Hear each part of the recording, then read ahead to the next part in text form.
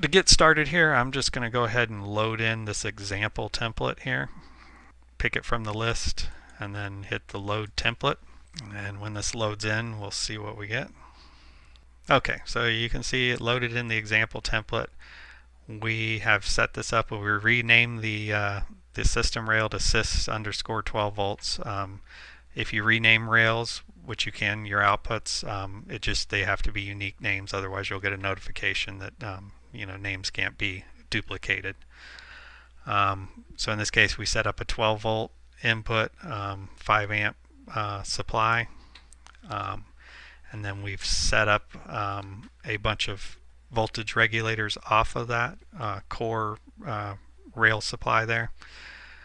So here you can see we set up a 1.5 at 19.6 amps, and then so forth, and then we also created an LDO supply to buck the voltage going into two LDOs down to a lower voltage, which is being connected to the VCO and VCO2. So you can see these are connected to LDO supply.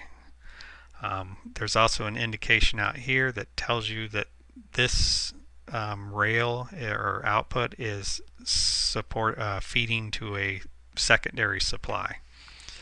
And another nice feature is we build a block diagram. So you can see you have your main supply coming in at 12 volts. It shows all your different name of your outputs and their voltage and current output, and also their sequencing up and down.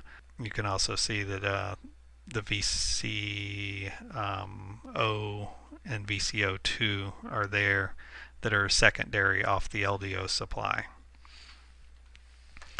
Okay, next thing, if we were looking at this, we would say, okay, well, why do we have two LDO supplies that are the same voltage, different currents, they have the same sequencing?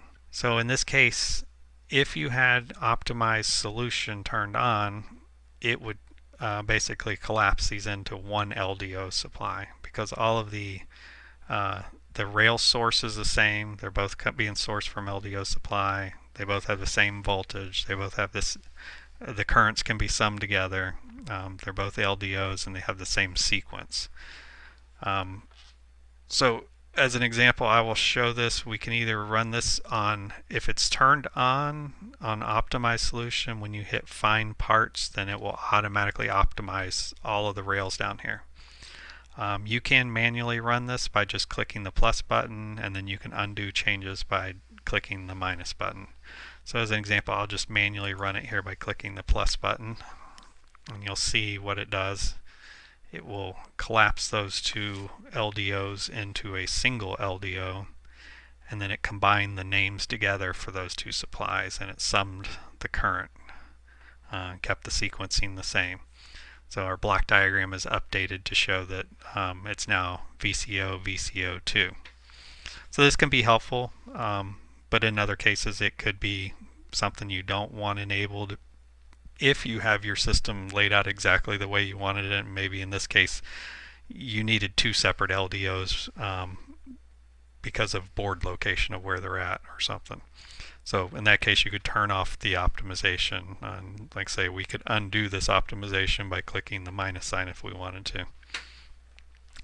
I'm going to go ahead with the next step and show you a find part. So I'm going to go with this optimized layout here that we just did, and I'm going to hit find parts.